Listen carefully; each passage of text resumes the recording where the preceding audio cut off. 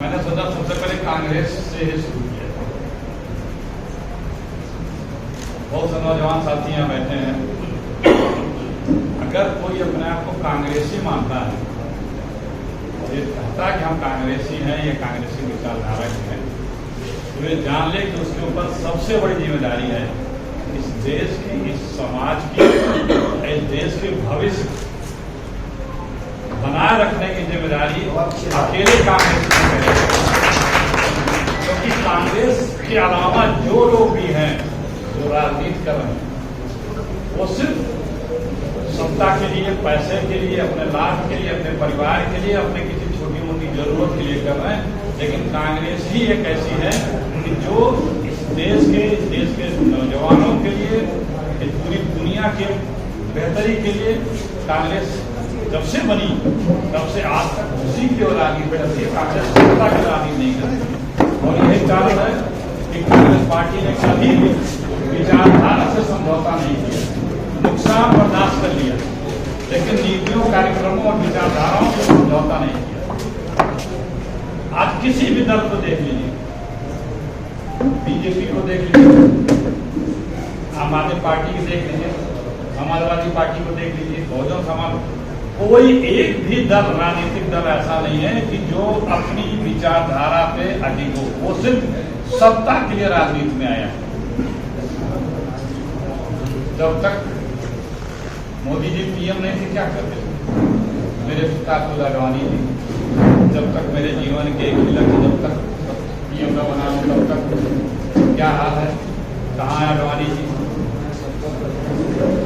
ये जो दिल्ली में बैठे हैं केजरीवाल साहब, ये जब राजनीति में आने लगे तो इन्होंने क्या कहा कि हम राजनीति कभी नहीं करेंगे, अपने बच्चों तक ही कर सकते, मतलब सिर्फ व्यवस्था बदलने आए, राजनीति बदलने नहीं आए। लेकिन क्या हुआ? समाजवादी पार्टी का हाथ देख लीजिए, बहुजन समाजवादी पार्टी का हाथ देख लीजिए। आज जब कांग्रेस से अपने आप को एसोसिएट कर रहे हैं तो आपके ऊपर बहुत बड़ा गुस्सा भार आ जाता है। और लोग कुछ भी होता है, अगर कहीं अनहोनी हो गई, कहीं कुछ भी खराबी हो गई या कोई इंसिडेंट हो गया तो कोई किसी और से उम्मीद नहीं करता है। हर कोई कहता है कि कांग्रेस को ये करना चाहिए, कांग्रेस अब ये करेगी, कांग्रेस से ही लोग उम्मीद करते हैं। और अगर कांग्रेस नहीं करके तो लोग शिकायत भी करते हैं, भाई कांग्रेस ने ये नहीं, क्योंकि उन्हें पता है कि इस देश पे, देशवासियों पे जब भी कोई जरूरत आएगी, आफत आएगी, तो कांग्रेस ही उसकी पूर्ति के लिए खड़ी होगी और वही आगे बढ़ के लड़ाई लड़ेगी और वही इस काम को करेगी। तो लोगों को उम्मीद भी कांग्रेस है। भले आप जात धर्म में किसी और कारणों से, सांप्रदायिक कारणों से, तमाम और बहुत से कारणों से, ध्रुवीकरण कारण से हम आज पावर में नहीं है, लेकिन आज भी कांग्रेस पार्टी की विश्वसनीयता सबसे ज्यादा, हमारे नेता की विश्वसनीयता, हमारे जितने भी नेता हुए हैं जंग आजादी से लेकर के आज तक, वो सिर्फ हिंदुस्तान के नहीं दुनिया की क्रीम थे। बैरिस्टर एट लॉ हुआ करते थे, दुनिया के जो सबसे जहीन कॉलेज हुआ करते थे दुनिया में, वहां से पढ़ करके हिंदुस्तान में आते थे और वो अपना सब कुछ न्यौछावर करके, सब कुछ त्याग करके जेल की सलाखों को स्वीकारने के लिए कांग्रेस की राजनीति में, अंग्रेजों के खिलाफ यहाँ पे राजनीति करते थे। आप तो लोगों को पता नहीं है कि वो क्या पढ़े हुए हैं, कभी कुछ बताते हैं, कभी कुछ बताते हैं। डिग्रियां गोपनीय हो गई हैं। आज के राजनीति में नेताओं की डिग्रियां गोपनीय हो गई। कौन कहाँ पढ़ा है पता नहीं लगता, क्या क्या किया पता नहीं लगता, कौन किस दल में था ये पता नहीं, कब किस दल में है ये पता नहीं। तो सबसे पहले आप लोगों को कांग्रेस की जो भार है, जिम्मेदारी है, वो हमें निभानी है। और उसको निभाने के लिए आप जब काम करेंगे तो अपने आप इस देश और समाज के लिए बेहतर दिन आने शुरू हो जाएंगे। कौन है? आज भी देखिए, हम भले यूपी में एक दो सीट जीते, लेकिन कोई ऐसा मुद्दा बताइए जो आम जनता की हो, उत्तर प्रदेश के हित की हो, महिलाओं की हो, बच्चियों की हो, दलित की हो, पिछड़े की हो, अल्पसंख्यक की हो, कांग्रेस के अलावा कोई इमीडिएट रिएक्ट करके और सड़क से सदन तक लड़ा हो, कोई एक व्यक्ति या एक पार्टी के नाम बता दीजिए, कोई नहीं लड़ा।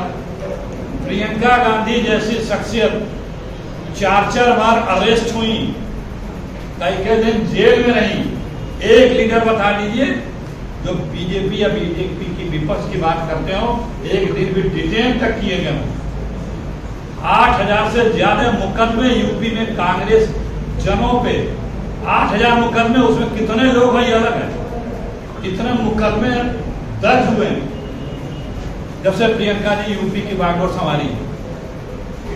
चाहे वो सूखा हो, चाहे वो बाढ़ हो, चाहे वो इन सब ये कोरोना हो, चाहे हमारे लोगों को घर वापसी पलायन जो हुआ था पैदल आने वाला हो, या कहीं अत्याचार हो, दुराचार हो, अल्पसंख्यकों पे कोई बात हो, किसानों पे कोई बात हो, सबसे पहले पहुंच करके उनकी आवाज को बुलंद करने का काम प्रियंका गांधी ने किया, कांग्रेस ने किया। ये बात अलग है कि हम उतने वोट नहीं पाए, जीत नहीं पाए, उसके तमाम और कारण है, लेकिन हमने अपनी भूमिका निभाई। कांग्रेस पार्टी ने, कांग्रेस पार्टी के नेतृत्व ने, कांग्रेस पार्टी के नौजवानों ने, कांग्रेस पार्टी के कार्यकर्ता ने उसकी भूमिका बखूबी निभाई। पूरे हिंदुस्तान में कांग्रेस के अलावा इतनी बखूबी भूमिका निभाने वाला कोई राजनीतिक दल नहीं। लोग सिर्फ अपने एजेंडे के लिए राजनीति करते, चाहे वो सांप्रदायिक एजेंडे पाएंगे, चाहे धार्मिक एजेंडे पाएंगे, चाहे उन्माद पे आएंगे, चाहे समाज को बांट के आएंगे, लेकिन दो ही तरह से वोट मिलता है।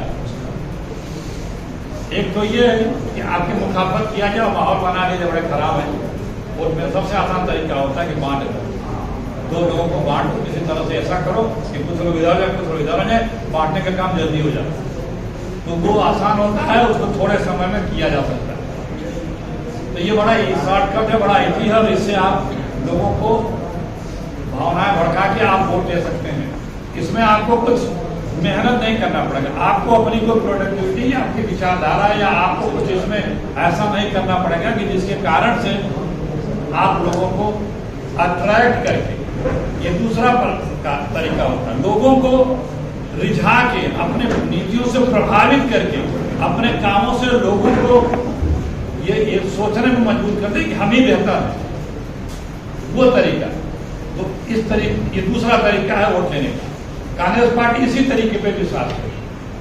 दूसरे लोग वो जो बांटने वाला तरीका, उस पर दुख की बात यह है कि आज बांटने वाले कामयाब हैं, लेकिन लोग समझ रहे हैं कि वो लोग छले गए हैं।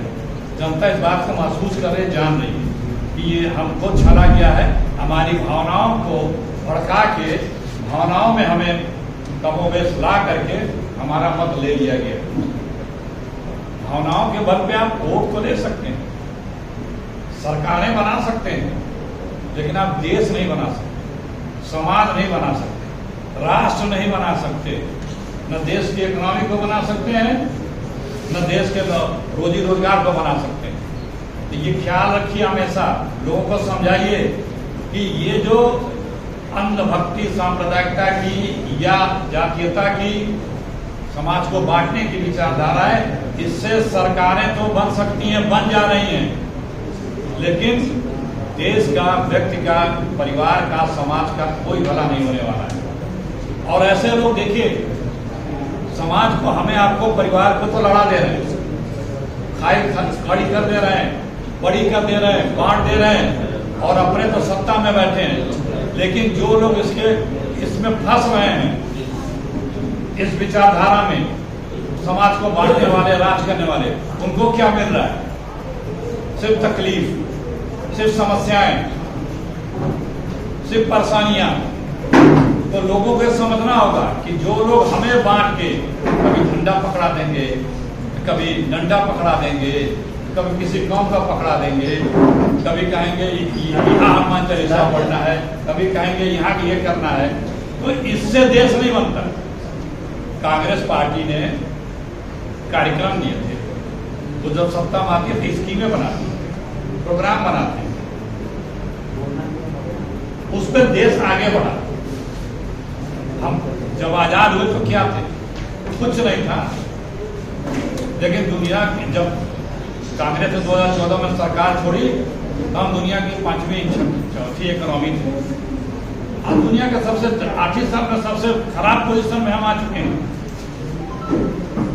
67 सालों में इस देश ने 2014 तक मात्र 54 लाख करोड़ रुपए कर्जा लिया था। ये पार्लियामेंट के बजट में रखा गया आंकड़ा है, मैं अपना नहीं कुछ बता रहा हूँ।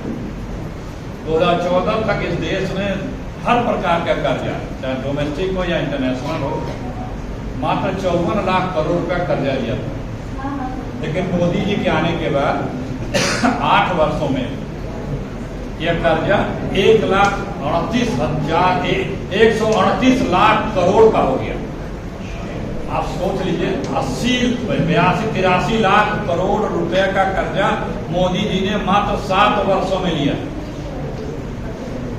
और जब नोटबंदी हुई थी तो आपको याद करिए 17 लाख रुपए की प्रिंटेड करेंसी थी हिंदुस्तान में, कि 17 लाख रुपए मार्केट में वापस लिए जा रहे हैं, तो लिए गए थे। और बताया गया था कि हर बात पे जो गोदी मीडिया होता था, ये मास्टर स्ट्रोक है, ये मास्टर स्ट्रोक है, काला धन आ जाएगा, फर्जी नोट आ जाएगा, आतंकवाद रुक जाएगा, नक्सल प्रॉब्लम सॉल्व हो जाएगी और ये डिजिटल पेमेंट चालू हो जाएगा। सब फ्रॉड, कुछ नहीं हुआ। और नहीं तो डिजिटल पेमेंट तो छोड़िए, आज के तारीख में 31 लाख करोड़ रुपए की प्रिंटेड करेंसी है।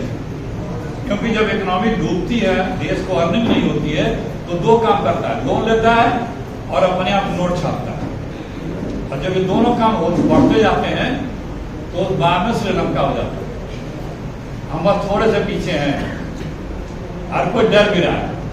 और जिस दिन ये एक्सप्रेस वे जो अभी डूबा है, बुंदेलखंड एक्सप्रेस वे, मोदी जी ने उस दिन भाषण दिया था कि रेवड़ी बांटना बंद होना चाहिए। मैंने उसी दिन, उसी के आधे घंटे के बाद एक टीवी चैनल में था, मैंने कहा कि मैं अभी तक ये सोच रहा था कि मोदी जी ने अभी तक ये ठीकरा किसी पे फोड़ा क्यों नहीं। आज उन्होंने शुरू कर दिया और पूरी बीजेपी शुरू कर दी है कि ये इकोनॉमी संभालने में फेल है, कुछ नहीं कर पा रहे, क्योंकि इनके पास कोई ज्ञान नहीं है, किसी के सुनते नहीं है। ये सब तानाशाह मनोवृत्त प्रवृत्ति के लोग हैं। तो अब इकोनॉमी जब डूब रही है, हर तरह से खराब हो रहा है, तो किस पे दोष दे? तो उन्होंने एक अपने आप को बचाने के लिए पेशबंदी में एक मूर्ति बना दी कि जो फ्री का बन रहा है ये दोषी है। उसको उन्होंने अभी से चिपकाना शुरू कर दिया कि हमें कोई दोष न देना, ये उनकी पेशबंदी समझ जाइए। सरकार जो होती है वो वेलफेयर स्टेट है, हमारे भारत के संविधान में कल्याणकारी राज्य। ये टैक्स या प्रॉफिट मेकिंग कंपनी नहीं। कल्याणकारी राज्य में हमें जो लोग सक्षम हैं कुछ प्राप्त करने के लिए, तो उन्हें सरकार अपने तरफ से सब्सिडाइज या फ्री में चीजें देती है। तो वो कहना है कि रेवड़ी दी जा रही है दूसरों की बात, दूसरे सरकार का करने के लिए, ये गरीबों का अपमान किया उन्होंने, तो उसकी ये भूमिका बनानी शुरू कर दी। अब इन्होंने जो इनके मुद्दे पे मैं आता हूं, जिस मुद्दे पे आप लोगों ने ये बहस रखी है, शाही विरासत। आप सिर्फ कांग्रेस विरासत सब यूज करो, जितनी विरासतें सब उसी में है। कांग्रेस की विरासत वही देश को एक ले चल सकती है, वही देश को आगे बढ़ा सकती है, वही समाज को एक ले सकती है।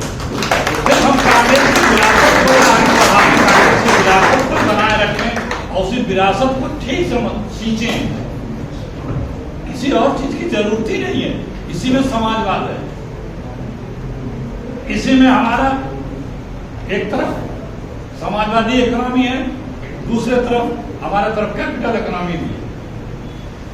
गरीब के लिए भी रोजगार है और एक बड़ी इंडस्ट्री का भी जगह है। नेहरू जी ने फिक्स इकोनॉमी शुरू की, दुनिया परेशान थी कि नेहरू जी क्या कर रहे हैं। जब देश आजाद हुआ, सबसे पहले देश के सामने समस्या थी, दुनिया ये देखती थी इस देश में क्या लाया जाएगा, कौन सी पद्धति आएगी। सन 30 या 32 की बात है, कांग्रेस का राष्ट्रीय अधिवेशन हुआ था कराची में, सरदार वल्लभ भाई पटेल साहब राष्ट्रीय अध्यक्ष थे।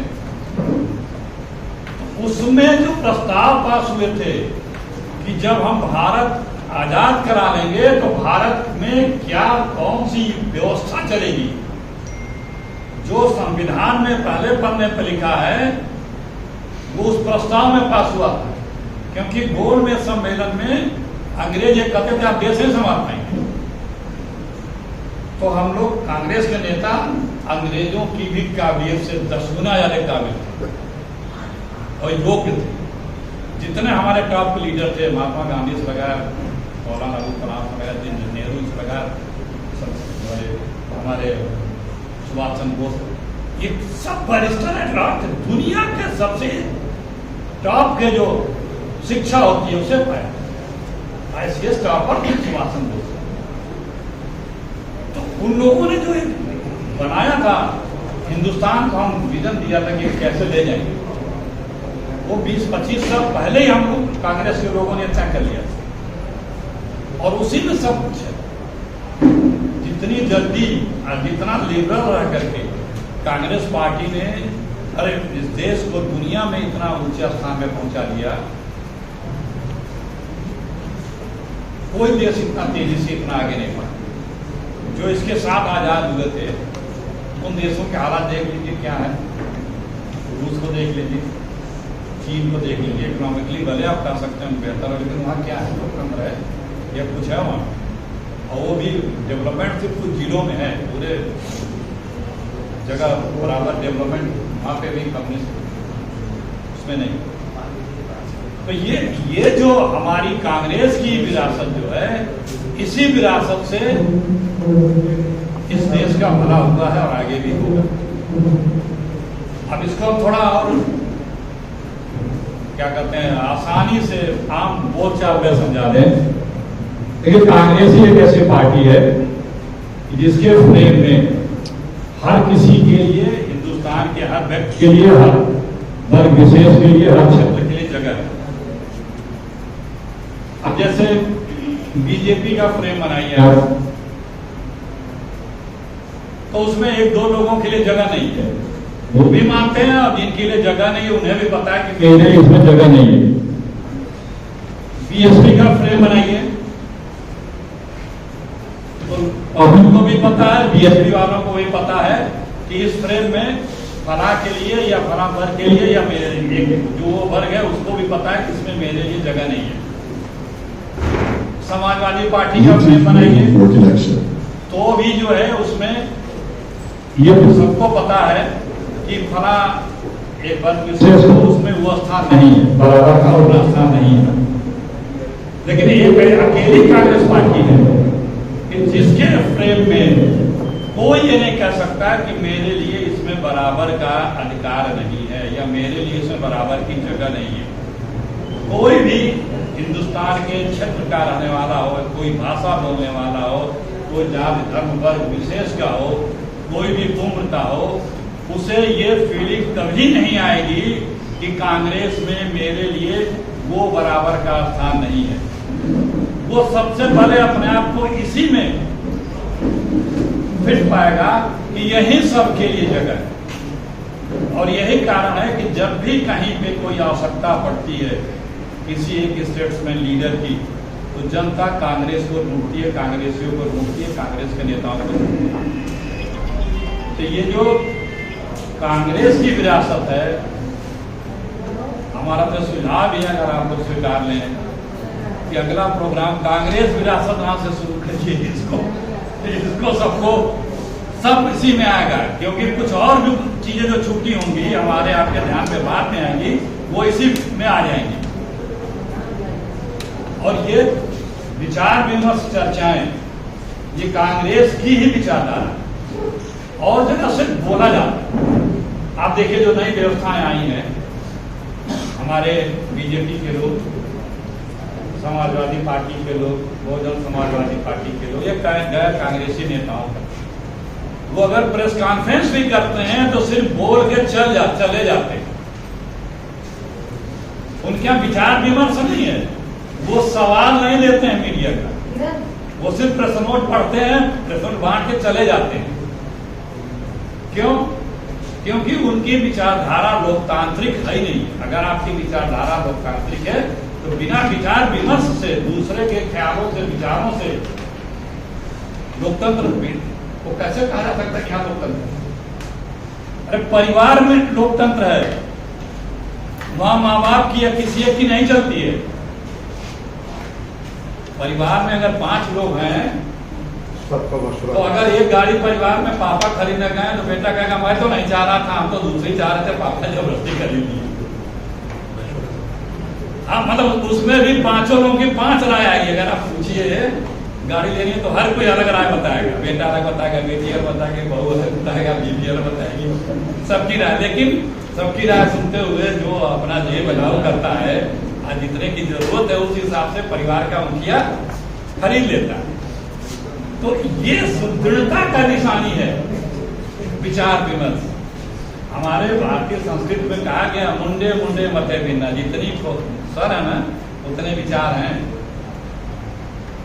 लेकिन क्या कहा जाता है कि एक ही व्यक्ति सोचेगा, समझेगा, निर्णय लेगा, बाकी सबको पालन करना।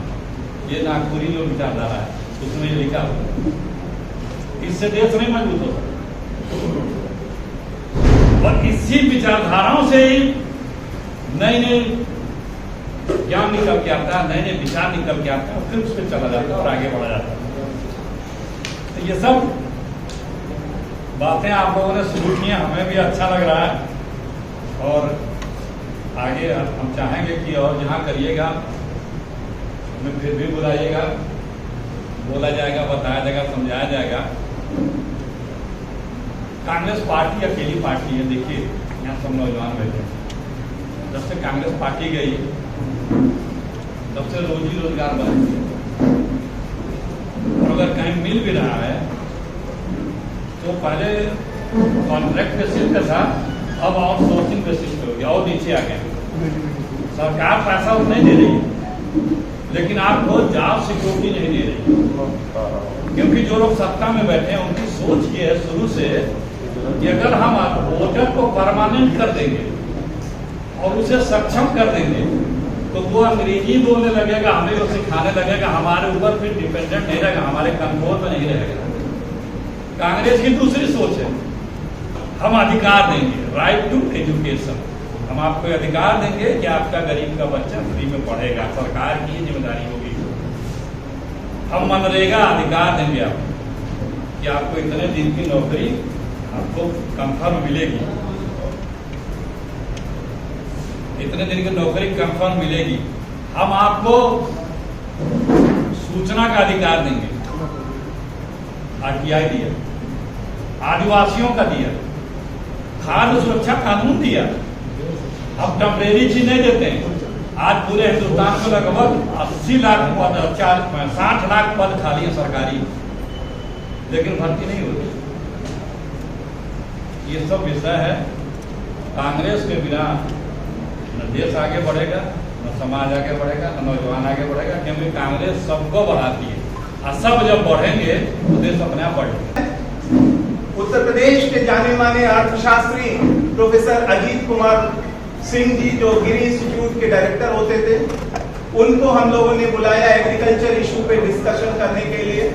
हमने एमएसएमई में इस राज्य के पूर्व मुख्य सचिव आलोक रंजन जी को बुलाया किसी हॉल में, और हम लोगों ने एमएसएमई के ऊपर डिस्कशन में डिबेट किया। प्रदेश के अच्छे बड़े इंडस्ट्रियलिस्ट, जो औद्योगिक घराने के लोग थे, वे भी आए, उन्होंने भी अपने अनुभव साझा किए। हमने एमएसएमई पे एक डिस्कोर्स किया, हमने एजुकेशन पे एक डिस्कोर्स किया, हमने तमाम एग्रीकल्चर पे डिस्कोर्स किया। और उसी कड़ी में आज ये एआईपीसी ने शायद महसूस किया कि हमारे प्रदेश में किस चीज के ऊपर ज्यादा चिंतन होने की आवश्यकता है, और वो है सामाजिक सरोकार की कमी, और उसको हम पूरा कर सकते थे साझी विरासत को दिखाकर। और शायद एआईपीसी ने यही सोचा होगा कि साझी विरासत के ऊपर अगर हम चर्चा करें और अपने प्रोफेशनल्स के माध्यम से समाज में साझी विरासत के तत्वों को ले जाएं, तो हम कांग्रेस के माध्यम से राष्ट्र की और राज्य की सेवा कर सकते हैं और अपना महत्वपूर्ण योगदान भी दे सकते हैं। आप सबको पता है कि विरासत हमें कई आयामों में मिलती है। हमें शिक्षा के क्षेत्र में विरासत मिलती है, तो हमें सांस्कृतिक क्षेत्र में विरासत मिलती है, हमें राजनीतिक क्षेत्रों में भी विरासत मिलती है। उत्तर प्रदेश उस समय का वह महत्वपूर्ण प्रांत था जब भारत ने आजादी प्राप्त की, और यहीं से पंडित मोतीलाल नेहरू के एक योग्य पुत्र पंडित जवाहरलाल नेहरू ने गांधी के साथ मिलकर अपनी राजनीतिक जीवन की यात्रा इसी लखनऊ की भूमि से शुरू की।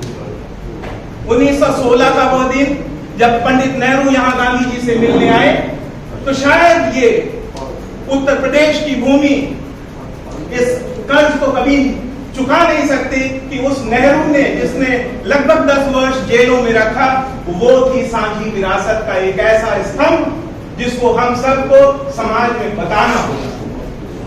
हमने इस प्रदेश से अगर हिंदुस्तानी म्यूजिक दिया है, आगरा और लखनऊ और प्रयाग संगीत सभा के माध्यम से, अगर हमने यहाँ भातखंडे दिया है, हमने एक संयुक्त दिया, तो हमने हिंदी प्रचारणी सभा और उर्दू का एक मिलन भी इसी प्रदेश में दिया है। इसी प्रदेश से हमने बहुत सारे ऐसे शख्सियत को पैदा किया जो नेहरू की कैबिनेट में रहकर पूरे राष्ट्र का एक सांझी विरासत के सपने से राष्ट्र का निर्माण किया। हमें प्रदेश के नवयुवकों को, प्रदेश के युवाओं को, विद्यार्थियों को आपके माध्यम से ये बताना होगा कि उत्तर प्रदेश ने सांझी विरासत को संजोने में क्या योगदान दिया है। हम कांग्रेस के योगदान को छोड़ भी दें तो हम उत्तर प्रदेश के उन तत्वों को कैसे भूल पाएंगे जो कांग्रेस के माध्यम से प्रदेश को मिला। हम यहाँ कांग्रेस और बीजेपी और ये बातें तो करते हैं प्लेटफॉर्म पे, लेकिन मेरा मानना यह है कि मेरे युवा वर्ग के गर्द यह बातें खोती जा रही हैं। सोशल मीडिया में जो प्रचार प्रसार हो रहा है, उससे हम सांझी विरासत को भूलते जा रहे हैं, और सांझी विरासत में बहुत जरूरी है कि हम हर धर्म, हर संस्कृति के महत्वपूर्ण शख्सियत के योगदान को रेखांकित करें। आज हम केवल 2 लोगों या एक दल विशेष की चर्चा करने लगे हैं राष्ट्र निर्माण के संदर्भ में। दुख मैडम इस बात का है, मैं राजीव गांधी स्टडी सर्किल में आपको बुला के, अगर आपको याद होगा, उसमें लखनऊ यूनिवर्सिटी के उस सभागार में आपको जज बनाया था, बगल में रीता बहुगुणा बैठी थी, और हम लोगों ने विद्यार्थियों के मध्य इन्हीं विषयों पे चर्चाएं कराई। सारे लखनऊ के तमाम विश्वविद्यालय और महाविद्यालयों में मदान साहब गवाह हैं, हम लोग गए और हमने विद्यार्थियों के मध्य यह चर्चा की कि कैसे हमारी कांग्रेस पार्टी की सांझी, हम हर जगह राजनीति करेंगे, जहां संसद होगा, जहां वहां होगा, सड़कों पे हम आंदोलन करेंगे, वो एक अलग पक्ष है। लेकिन आज दुख यह है कि हमारे युवाओं के मध्य भी इस बात की चर्चा करने वाला कोई बचा नहीं है, या बहुत मुट्ठी भर लोग बचे। यह बीड़ा हमारे एआईटीसी ने उठाया है, तो आपको इनके हौसला अफजाई के लिए करतल ध्वनि से स्वागत करना। सांझी विरासत में एक हमारी आदरणीय प्रोफेसर रूपरेखा वर्मा जी हैं, मैं उनके कार्यक्रमों में जाता हूं। सांझी विरासत जब शब्द आता है तो मैं उनके बारे में सोचता हूं। उन्होंने सांझी दुनिया जैसी एक संस्था बनाई। अब कल्पना करिए कि यह मिट्टी एक ऐसे प्रोफेसर को भी जन्म दे रही है जो सांझी दुनिया की बात कर रही, सांझी चूल्हे की बात कर रही, सांझी विरासत की बात कर रही है, और वहीं आज का प्रेजेंट पॉलिटिकल एस्टैब्लिशमेंट हमारी सांझी शब्द को खंडित करने में लगा। हमें इन तत्वों के ऊपर महत्व देना होगा, अपने विद्यार्थियों, अपने जनमानस, अपने युवाओं के मध्य कहना होगा कि साझापन ही हमारी समाज में एक प्रगति का माध्यम बनेगा। जब तक हम से साझापन, कलेक्टिवनेस नहीं रखेंगे, हम आपस में एक दूसरे से बात करके आगे नहीं बढ़ेंगे, तब तक हम पॉलिटिकली फेल्योर रहेंगे। हम मेटीरियली हमने बहुत सारी चीजें मैडम अचीव की हैं, हमने टीवी ले लिया, हम हर घर में फोन, हर घर में सब कुछ है, लेकिन आज हर घर में ये जो साझापन है ये खत्म होता जा रहा है। भाई भाई साथ नहीं बैठ रहा, हमारा भाई हो सकता है भाजपाई और हम कांग्रेसी हों, लेकिन फिर भी हम लोग एक साथ बैठ के डिस्कस करते, चीजों को हम साझापन रखते थे। आज क्या हो रहा है, अगर पूरा भर दल, एक दल को विशेष रूप से पूरा समुदाय, पूरा समाज, पूरा उसमें एक रूपता है, अगर आप में एक जरा सा भी उसमें डिफरेंस हुआ तो आप क्या कहलाते हैं आप सब जानते हैं, देशद्रोही और तमाम तरह के राष्ट्रद्रोही, तमाम तरह के द्रोह का शब्द लग जाता है। साझापन तो द्रोह नहीं देता। मतांतर होना इस समाज की नींव है, लेकिन आज मतांतर होना, मतों में अंतर होना हमारी बुराई, हमारा द्रोह कहलाता है। हम मत एकता समाज की तरफ चल रहे हैं जहां मत एकता हो रही है। ये कैसा समाज जहां यूनिलिटरल थॉट हो? ये तो हिटलर का समाज हो सकता है, ये यूरोप का एक विध्वंसकारी समाज हो सकता है जहां एक रूपता हो, कहीं एक रूपता नहीं होती। ईश्वर ने भी अगर सृष्टि का निर्माण किया है तो बहुलता का निर्माण किया। बिना बहुलता के हम एक समाज, एक सर्वांगीण समाज की कल्पना भी नहीं कर सकते। आज क्या हो रहा है? राजनीतिक दृष्टि में साझापन टूट रहा है, कलेक्टिवनेस टूट रही है। मेरा मित्रों, आप सबसे सभी ने निवेदन है कि जो साझी विरासत है इसके ऊपर चिंतन करें, इसके ऊपर अपने विचार रखें, इसको ले जाके अपने दोस्तों में, अपने मित्रों में पहुंचाएं। यही इस संगोष्ठी की सफलता होगी। अन्यथा इस दरबार में हमने बहुत सारी संगोष्ठियां की और बहुत सारी तालियां बजवाई आप ही लोगों के माध्यम से, और यहीं बाहर निकले और चाय समोसा खा के खत्म किया। तो मेरे प्यारे भाई बहनों, हमें यहाँ से कुछ मैसेज लेके जाना चाहिए। AIPC को साधुवाद देना चाहिए। बहुत लंबा भाषण मैंने दे दिया, मैं क्षमा चाहता हूं, लेकिन दिल के उद्गार थे। AIPC ईस्ट में जो ये बीड़ा उठाया है, खास तौर से बहन प्रज्ञा सिंह ने, इनकी टीम ने, इनको मैं बहुत बहुत धन्यवाद देता हूं। आज जो भी मैं आपसे शेयर करूंगा, इसका बैकग्राउंड है मेरा एक्सपीरियंसेस डिफरेंट स्टेट्स के बारे में। मैं प्रोफेसर विनोद चंद्रा साहब से 100% के फ्रेमवर्क जिन्होंने बनाया हुआ है, जिसमें मुझे आप सब कुछ स्पीक ऑन, उससे मैं 100% एग्री कर रहा हूँ। और उन्हीं के फ्रेमवर्क में मेरा जो कॉन्सेप्चुअल मटीरियल है उसको आपके समक्ष एक राइटफुल फ्रेमवर्क में मैं शामिल। विनोद जी, आपने जब से अपने कहा तब तक मैं कुछ लिखा, कुछ पढ़ा। I noted down some points also, जैसे कांग्रेस के बैकग्राउंड में 1885 की बात कर रहे हैं। कांग्रेस का फाउंडेशन हुआ है 1886 में, सेकेंड कॉन्फ्रेंस हुआ है कांग्रेस का। तो उसमें कैसे स्टेट को और डेमोक्रेसी को डिफाइन करने की कोशिश की गई है, कैसे द कॉन्सेप्ट ऑफ सेक्युलरिज्म को कैसे डिफाइन किया हुआ है, व्हाट इज स्टेट अबाउट, ये सारी चीज़ें हैं। उसको I have brought some materials back to you. मैं इस पर डिस्कस करूँगा। I have can you hear me? Last benchers, can you hear me? पीछे वाले अगर अटेंशन दें तो प्रोफेसर पांडे का लेक्चर बड़ा सब्सटेंटिव होगा, मतलब बड़ा ऐसा होगा कि आप हमारी आवाज, आप लोग आगे रह जाएं, थोड़ी सी आवाज को अपने दिमाग को कंसंट्रेट करेंगे तो आवाज में है, वो इतना तेज बोल रहा है, यही बोल रहा है। एक क्वेश्चन मेरे मस्तिष्क में आ रहा है, particularly after listening to professor Vinod Chandra, कि कोई भी व्यक्ति आश्चर्यचकित होगा, wonders why the communal disturbances in a state like Uttar Pradesh. For that matter, in many parts of India, are recurrent, have been recurrent. ये क्यों हो रहा है? What is this reason for that?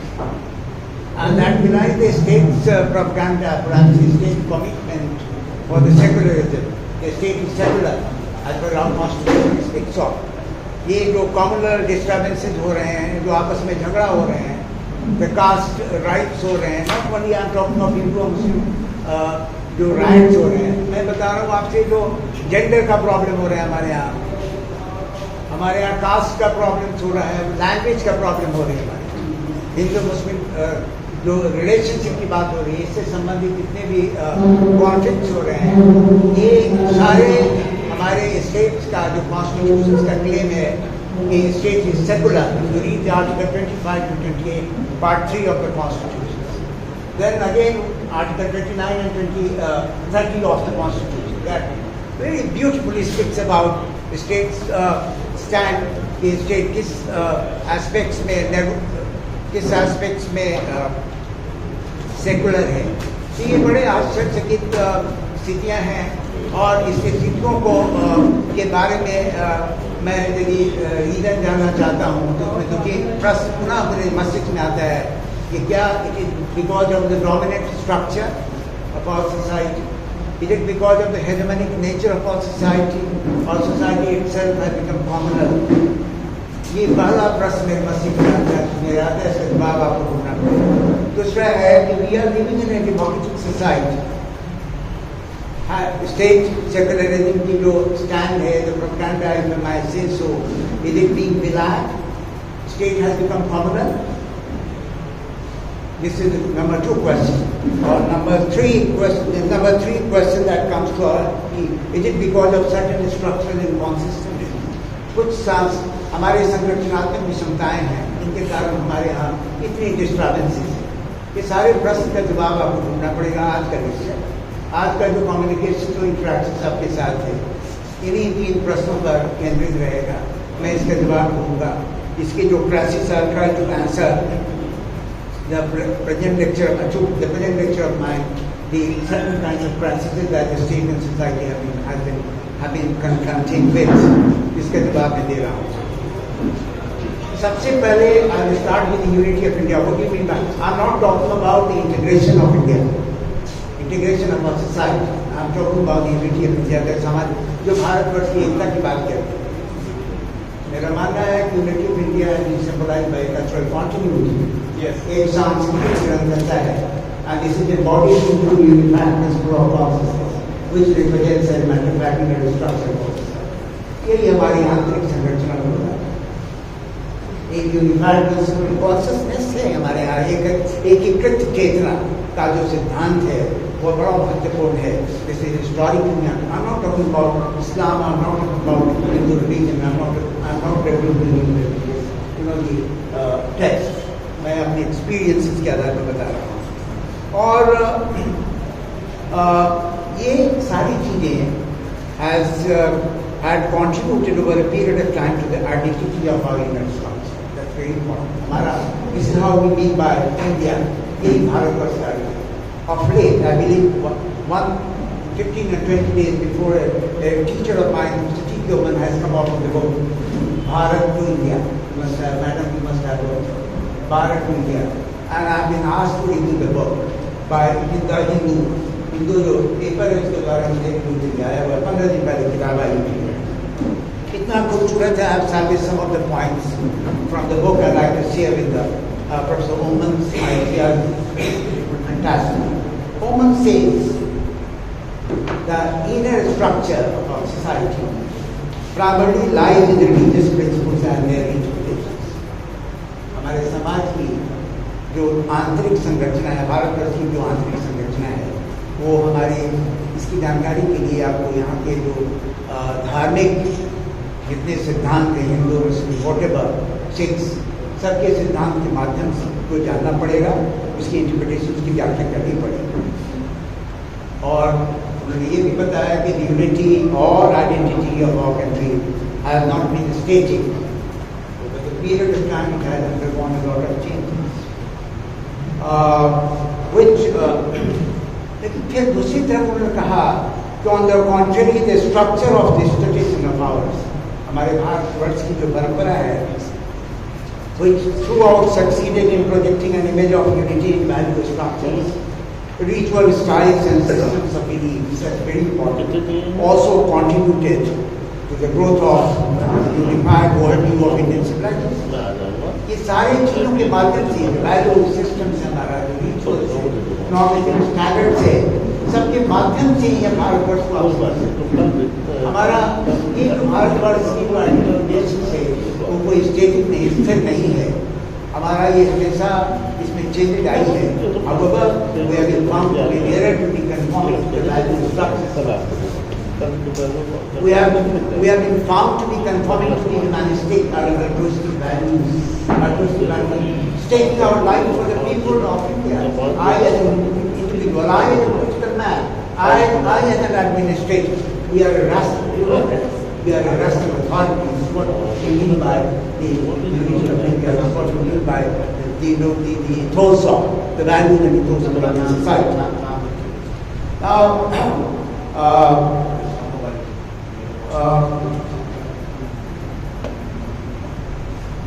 in fact, Indian tradition or Indian society has got innumerable substrata, and this substrata is of cultural beliefs. They substitute of certain forms of stratification, social stratification, like caste we do have. We do have the region. Despite all these stratifications, these all unequal stratification structures in our society, despite the fact that we have been diversified and pluralized, लेकिन इसमें भी एक सामंजस्यता है और सामंजस्यता की तुलना उन्होंने किया प्रोफेसर जोड़े से भी किया हुआ है, प्रोफेसर ओमन ने भी किया हुआ है। ये उसी तरह की डाइवर्सिफिकेशन है जैसे डिफरेंट रिवलेट्स और रिवर्स का जो बहाव होता है, जो उनकी मरमरी होती है, वो जो चलती हैं, जो रिवर चलती है, लुक एट द स्पीड और the movement of the river, it is always certain time.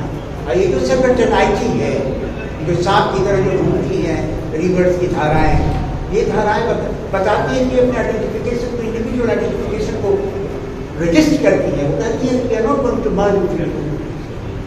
रिवलेट्स के साथ भी वही है, डिफरेंट स्ट्रीम्स के साथ भी वही है। The अंत में observe their movements when they are on the verge of, flowing, the merging into the great ocean.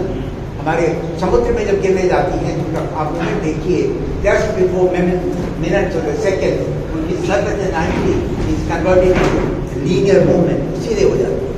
This सामंजस्यता, this interlinkage in terms of the problems, in terms of the adjustment between the different traditions of our society, which you call as the string, or for instance the caste and so on and so forth, with the great reason that we are all Indians.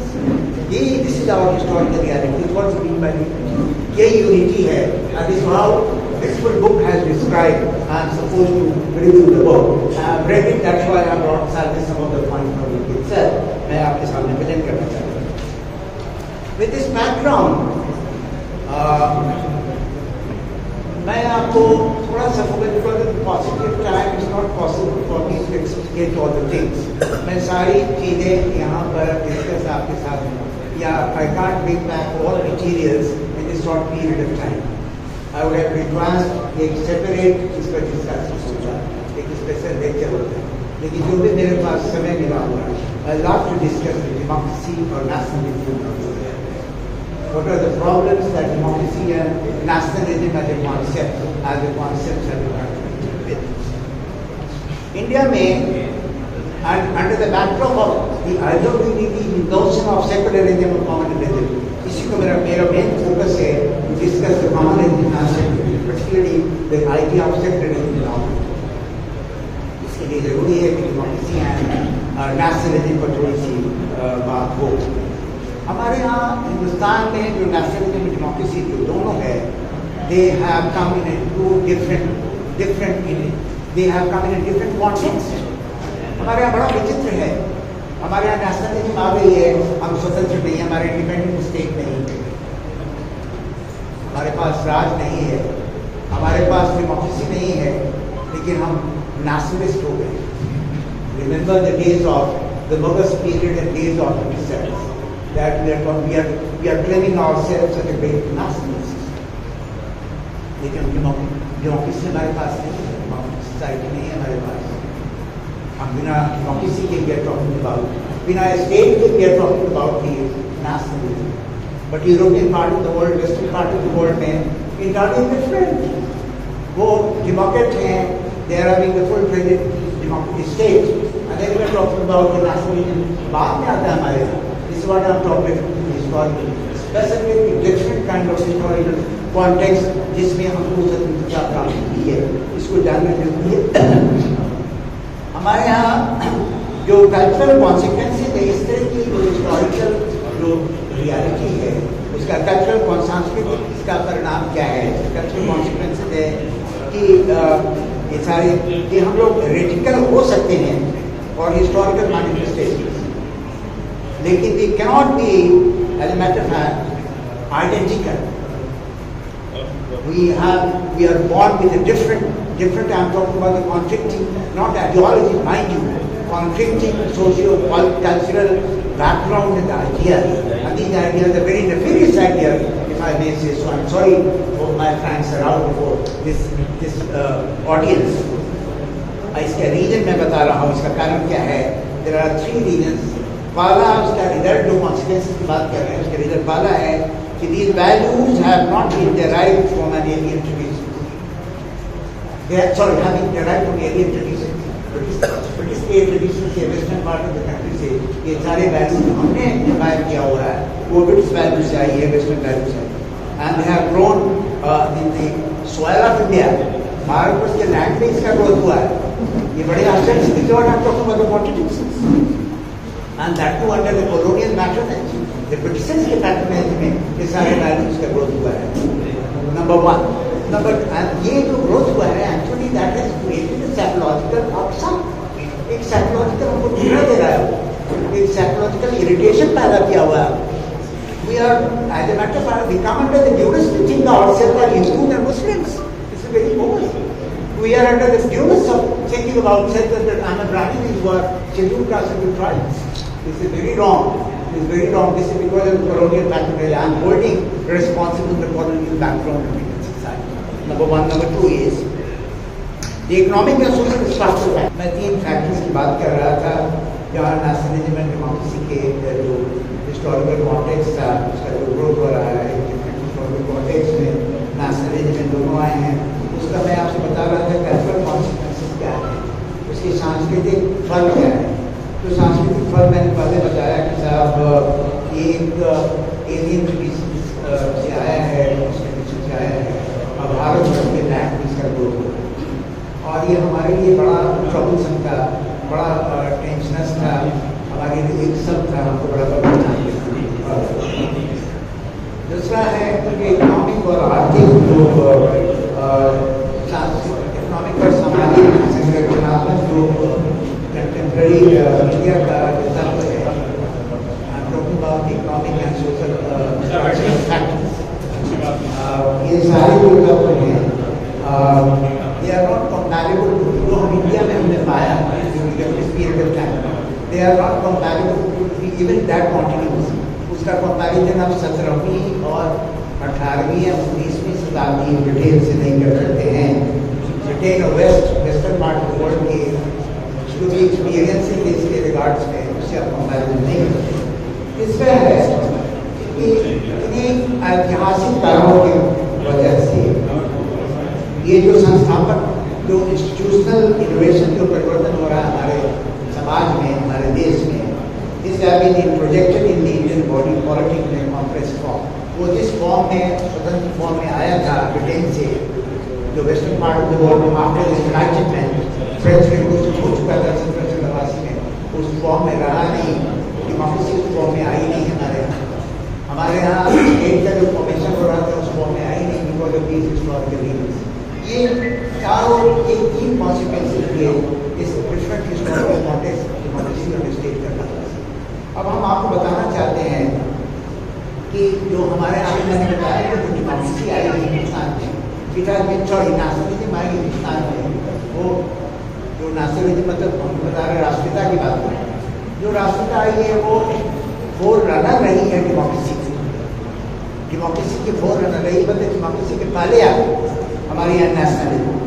और इसका नतीजा ये हुआ कि जो हमारे यहाँ nationalism and democracy आई है, this has become closely model of the western style. Western style इसका बनावट शुरू हो गया है. नेशनलिस्ट देखिए इसमें हम कोट कर रहे हैं राजा राम मोहन रॉय को और महात्मा गांधी की position in this discussions of mine. 2 great patriots of the country, Raja Ram Mohan Roy और महात्मा गांधी. महात्मा गांधी और राजा राम मोहन राय दोनों जिन्होंने अपने समय से नेशनलिस्ट कॉन्शियसनेस को ओरिएंट किया था इंडियन ट्रेडिशन. उन्होंने कहा कि जो हमारा नेशनलिस्ट चेतना होगी, जो भारतीयता की बात हम करेंगे, हमारे पारंपरिक ओरिएंटेशन में रहेगा ना, इंडियन ट्रेडिशनल ओरिएंटेशन इसकी होगी से बाहर नहीं. अब what he means by Gandhi particularly by the Indian tradition. जब ओरिएंटेशन की बात कर रहा था इंडियन ट्रेडिशन के बारे में गांधी क्या कर रहा था? गांधी के बारे में मालूम नहीं है. ये हैड एन अनकैनी स्किल. वो विचित्र स्किल था उनका, बड़ा गुण था, बड़ी विचित्र स्थिति उनकी थी. उन्होंने क्या किया कि projected into the Indian masses many humanistic values of modern West through traditional culture. जो सिंबॉलिज्म है, ट्रेडिशनल कल्चर सिंबॉलिज्म के माध्यम से उससे मॉडर्नाइजेशन लाने की कोशिश की. तमाम मॉडर्न वैल्यूज को उसने बड़े तरीका से बहुत होशियारी से इन द माइंड्स में प्रोजेक्ट करते होशियारी दिया चारों तरफ कहा कि ये आपको you have to come at par with the western part of the world but not compromising with the Indian values, not compromising with the Indian tradition, which is as a matter of fact embodied into the value themes. What is the value? What are the value themes? Indian tradition का क्या value themes है? There are 4 value themes. Gandhi was written has written on that hierarchy, the continuity, the holism, relation between society and individual, and the last is transcendence. That you have to transcend from these worldly identification of yours, your cultural identification. Madhu was a hero of that possibility. Gandhi exhorts her that you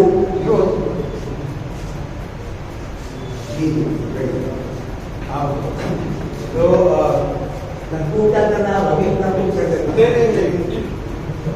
देखिए तो गांधी की ये problem थी गांधी उसको बहुत हिसाब किताब से सब लाना चाहते थे हमारा हिंदू एक मॉडल था हिंदू मॉडल से वो कंप्रोमाइज नहीं करना चाहते थे वो सेकुलरिज्म की बात कर रहे थे कॉमनलिज्म की खिलाफत कर रहे थे लेकिन उन्होंने कहा कि जो हमारा सेकुलर आइडिया है it is not cut off from the Indian traditional values और इंडियन ट्रेडिशनल वैल्यूज में वो ये नहीं कह रहे कि आप धर्म को छोड़ दीजिए मेरी बैकग्राउंड उसके साथ अब रही है लेकिन टॉलरेंस और रिलीजियसिटी की बात नहीं क्या मैंने कहा टॉलरेंस की बात करिए आप सबका सबके प्रति सम्मान होना चाहिए आप एथनोसेंट्रिक बनिए you are Hindu all right you are Muslim all right but not say that you are the best in the world you can't afford to speak as Hindu the best in the world most rational most romantic no for that matter even the Muslims cannot speak out so they you have to be rational and that's why you are ethnocentric बनिए but you cannot be neurotic ethnocentrism you are opposed to प्रकार के neurotic पागलपन बनिए आप पागल बनने को सख्त खिलाफत कर रहे हैं और this is how many of the ideas of Gandhi became embodied and which the Indian Constitution is found to be pregnant with these ideas of Gandhi. So if you look at the part 3 of the Constitution, part 3 particularly I am talking about the rights to equality. When the article I am referring to the article 14 of the Constitution, equality for all, equal protection of law. Equal protection for law, time and again Supreme Court has gone for इसका interpretation कहता है equal protection of law को Supreme Court ने कहा equal protection of law before equal within the equal circumstances. Equal circumstances होगा तो equal protection मिलेगा लेकिन unequal protection of law होना चाहिए unequal circumstances उस law का interpretation Supreme Court ने किया and that is how they have been referring to Gandhi time and again. मैं अभी कांग्रेस का एक बड़ा भारी 1985 का जो रेजोल्यूशन है मैं इसको पढ़ दे रहा हूँ और ना उसके बाद मैं करूँ सॉरी क्योंकि madam has to go somewhere else Congress की एक स्टेटमेंट है 1 year after its founding in 1886 की है जो सेकेंड कांग्रेस का कमिटी हुआ है report में ये कहा गया है if you look at the report is available in the reference reports and proceedings of the second Indian National Congress. So बढ़िया and that has been this I have quoted from the book Leonard E. Smith. Leonard E. Smith ने he was one of the great social scientists of the world. उसने इसको quote किया हुआ है उसने कहा कि उसका जो आपका मिनट है उसको मैं आपके समक्ष प्रस्तुत करता हूँ minutes में है and that gives you the idea of secularism. The Congress as a party is a community. Congress as a party is a community of temporal interests.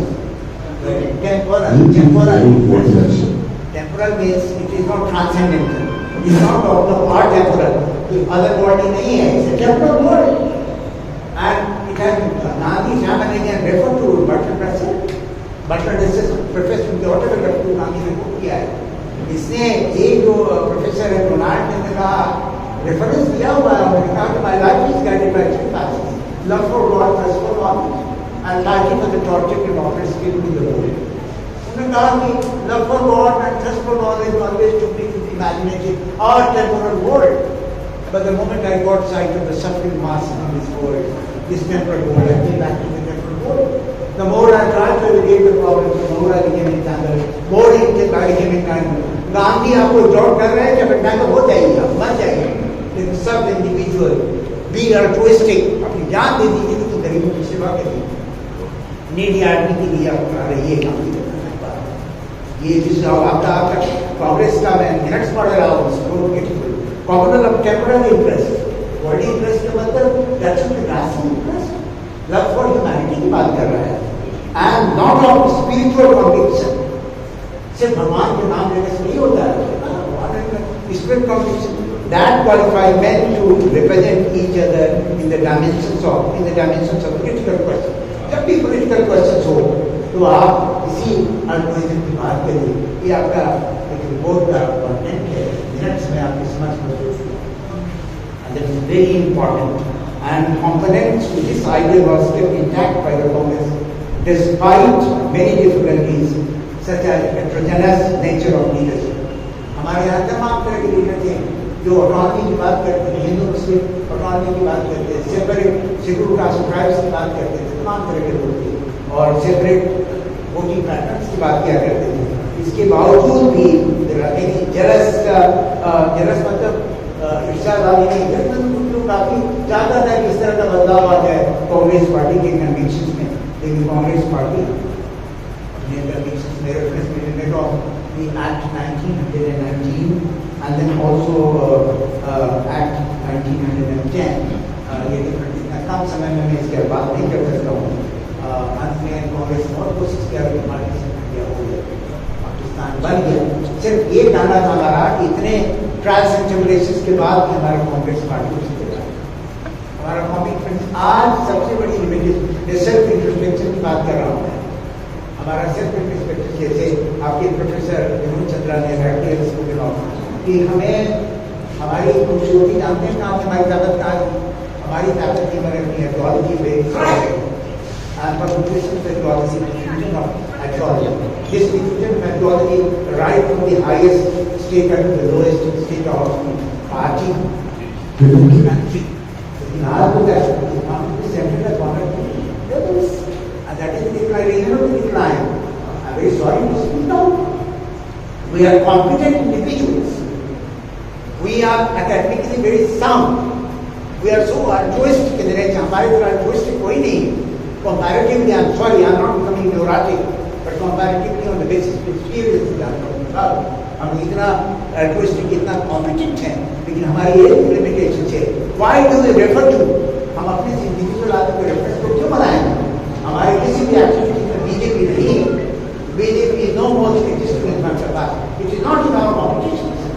Other parties around India are not in the competition. ये सारे सब हम ही में आ जाएंगे, हमारे ही साथ रहेंगे, सारी individual. With these words, once again, I express my great gratitude to the organization. Thank you very much. तो तारिक साहब ने इन्वाइट किया और कल रात बहुत पहले नहीं तो हम ये समझ ही नहीं रहे थे कि इतनी डिसिप्लिन्ड ऑडियंस वहाँ बैठी हुई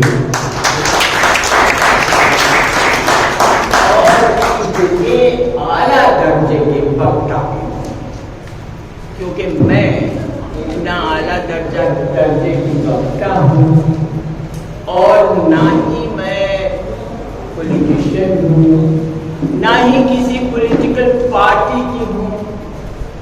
मुझे माफ करिएगा अगर मैं साफ साफ आप लोगों से ना बोलूँ, मगर जब मैंने सुना, जब तारिक साहब ने कहा उत्तर प्रदेश की साझी विरासत, तो मेरा दिल चाहा कि अगर वहाँ कुछ लोग ऐसे होंगे जिनको समझाया जा सके कि ये साझी विरासत सिर्फ उत्तर प्रदेश की नहीं, सबसे पहले तो मैं ये कहूँ हमारे पूरे भारत की विरासत जो है वो साझी है, मिली जुली, उसमें सबका रोल है. ये किसी एक कम्युनिटी ने नहीं दी है हमें, किसी एक जाति ने नहीं दी है, किसी एक आदमी ने नहीं दी, ना ही किसी एक कम्युनिटी के लिए दी गई है, ना किसी एक जाति के लिए दी गई है, ना किसी एक आदमी के लिए दी गई है। हमको याद रखना चाहिए कि जब अलग अलग तरह के लोग एक साथ रहेंगे तो जरूर एक दूसरे से कुछ सीखेंगे और एक दूसरे के तौर तरीके अपनाएंगे और अक्सर उसी तरह का लिटरेचर उनको दिलचस्पी देने लगेगा। लिटरेचर से मतलब है अदब, साहित्य, उसी तरह का म्यूजिक, उसी तरह का गाना बजाना, उसी तरह के ख्याल। मैं ज्यादा बोल ही नहीं सकती हूँ क्योंकि मैं नेता या पॉलिटिशियन या एकेडमिशियन नहीं, इसलिए आप लोग परेशान होंगे, ज्यादा देर नहीं बैठना पड़ेगा, मगर मुझे थोड़ी सी हिस्ट्री में जाना क्योंकि उत्तर प्रदेश का जिक्र है। उत्तर प्रदेश का एक बहुत बड़ा न कहें तो कम से कम बहुत महत्वपूर्ण हिस्सा अवध, और अवध में पहले तो मुगलों का रूप पूरे हिंदुस्तान में था ही, मगर मुगलों ने यहाँ अवध में निशापुर ईरान के कुछ यहाँ भेजे। वहाँ का एक आदमी जिसका नाम सादत खान था, उसको यहाँ का सूबेदार बना के भेजा। सादत खान के कारण, उनकी बातचीत के कारण, उनके तौर तरीकों के कारण ये एक डायनेस्टिक रूल हो गया और 1722 से लेकर 1856 तक उन लोगों ने यहाँ रूल किया। जो लोग पहले तो नवाब वजीर कहलाते थे और उसके बाद अंग्रेजों ने, ईस्ट इंडिया कंपनी ने उन्हें बादशाह बनाया क्योंकि वो मुगलों को नीचा देखना चाहते थे। वो उनको बताना चाहते थे कि तुम बादशाह सिर्फ नहीं हो, बादशाह बनाने वाले हम हैं, हम बादशाह बनाते हैं जिसको चाहे बना। बहरहाल उनसे ईस्ट इंडिया कंपनी ने थोड़ा थोड़ा करके उनसे उनका एरिया लेते गए, उनका पावर लेते गए और नवाब वजीर के पास क्या बचा, सिर्फ अपने कोर्ट को ब्राइटन अप करना। ब्राइटन अप करने के मतलब कोर्ट को सजाने का काम बचा। इस दरमियान उन्होंने यहाँ का अदब, यहाँ के कैलिग्राफी, यहाँ की का आर्किटेक्चर, ये सब चीज़ें बहुत बढ़ाई। और एक बात याद रखिए, वो निशापुर के आए हुए थे, एक जमाना गुजर गया था यहाँ बैठे हुए, तो जाहिर है यहीं के लोगों से उन्होंने काम लिया होगा। जो विरासत बनती गई वो सिर्फ उन नवाब वजीर जो ईरान से आए हुए थे उनके हाथों से नहीं बनी, वो यहाँ के लोगों से बनी। वो हमसे और आपसे जितने लोग थे उनसे बनी।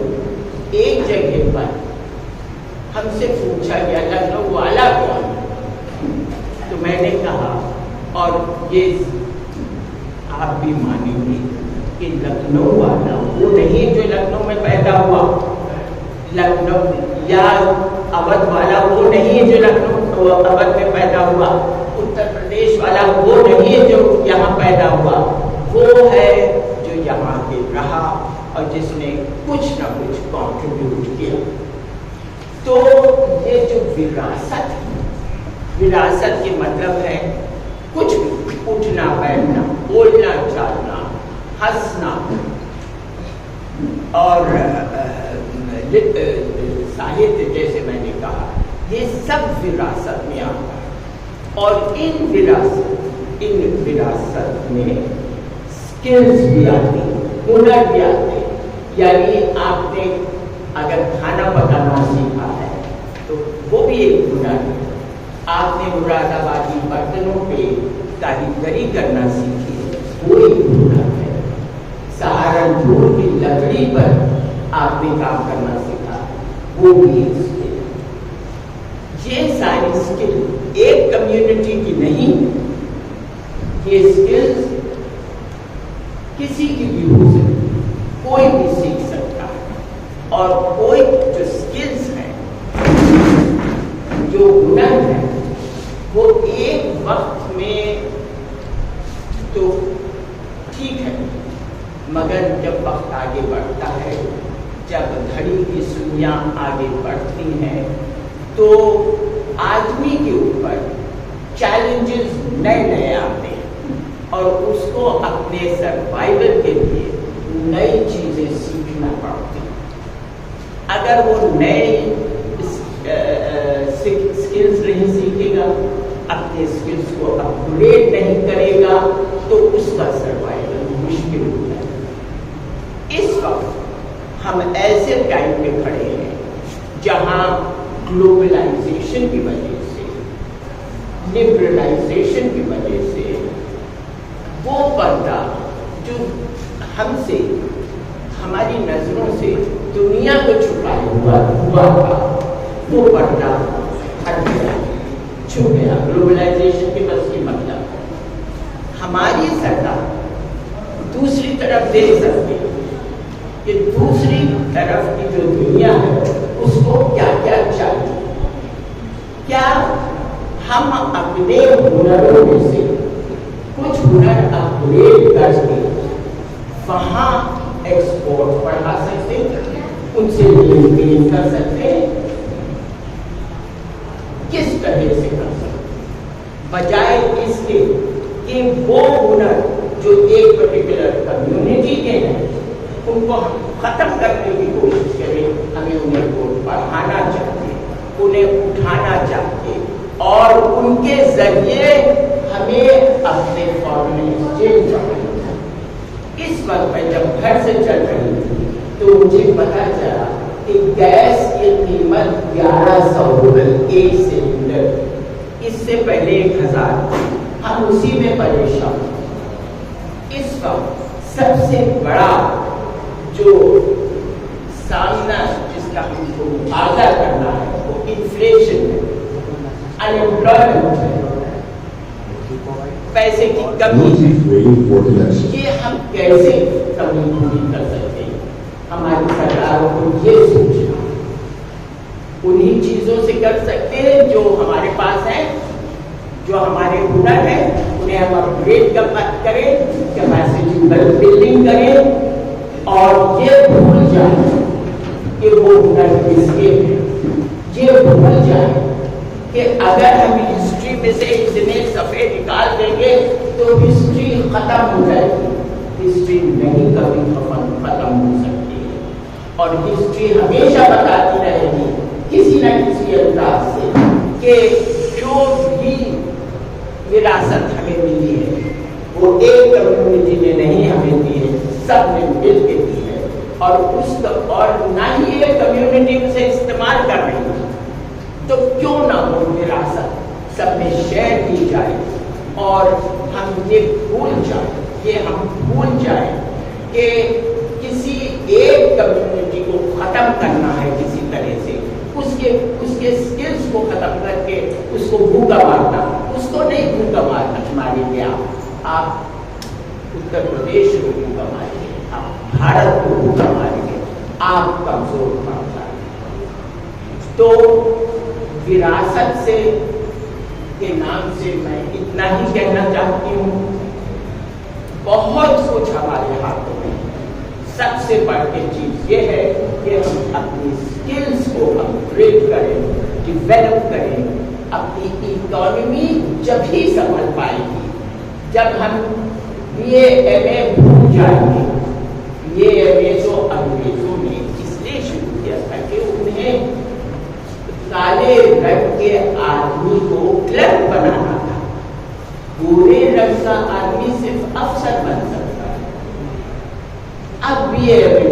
अब नई चीजें हमें ढूंढना, नई टेक्निकल नॉलेज ढूंढना, जिससे हमारे यंग जो लोग बैठे हैं हमारे सामने, जो नौकरी की तलाश में मारे घूमते हैं, अगर उस तरह के स्किल्स को हासिल कर लें तो जरूर हमारी एम्प्लॉयमेंट बढ़ेगी, जरूर हमारा इन्फ्लेशन घटेगा, जरूर हमारे पेट में आधी रोटी के बजाय पूरी रोटी आ जाएगी।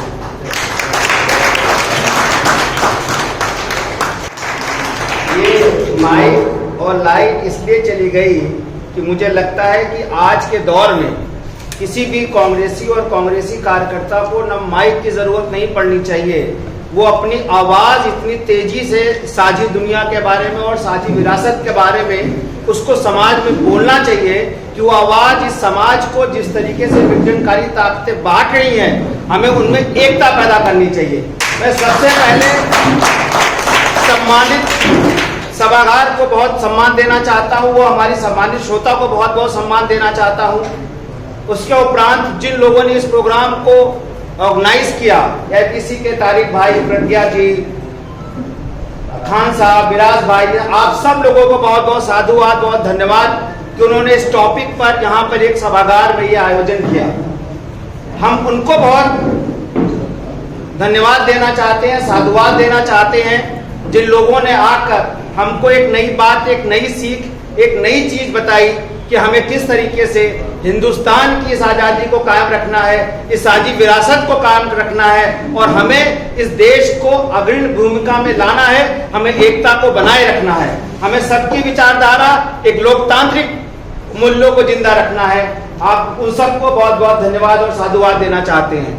इस कड़ी में सबसे पहले हमारे प्रोफेसर ए.के. पांडे जी, जिनके बारे में आप लोगों को बहुत कुछ पता होगा, मैं बताना चाहता हूं कि आप आईपीएस थे और आईपीएस की जॉब छोड़कर इन्होंने समाज को शिक्षा देना, समाज के नए लोगों को एक नई दिशा देना अपनी बड़ी जिम्मेदारी समझी, ना कि पुलिस में रह के पुलिसगिरी करने को। ये एक, मैं ऐसा मानता हूं कि जो शिक्षक होता है वो समाज को नई दिशा देता है।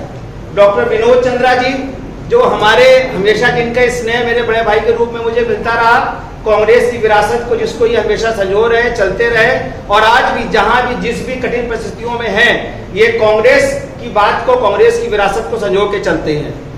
अखिलेश प्रताप सिंह जी, हमारे पूर्व वक्ता, हमारे पूर्व विधायक, और जिनकी बात से मैं अपनी बात को भी थोड़ी देर बाद आपके साथ जोड़ूंगा, मैं उनको भी बहुत बहुत साधुवाद और धन्यवाद देना चाहता हूँ।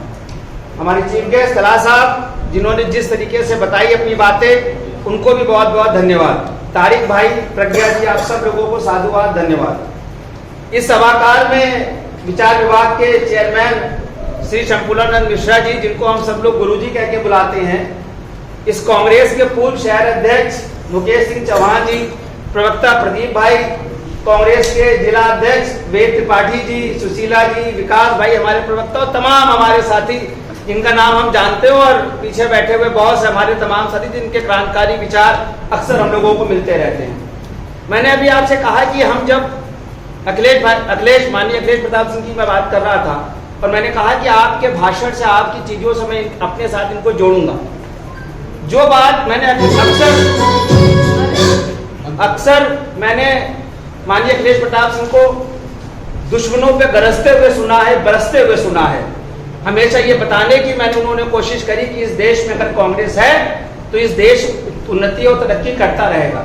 लेकिन जिस तरीके की वैचारिक बात और वैचारिक चीज आज माननीय अखिलेश प्रताप जी के मुंह से मैंने सुनी, तो आप यकीन मानिए, मैं ना वोट ऑफ थैंक्स कहना चाह रहा था, ना मैं यहाँ स्पीच देना चाह रहा था। मुझे और भी बहुत सारे संगठनात्मक और प्रशासनिक कार्य थे, मैं उठ के शायद बीच में इसलिए जा रहा था।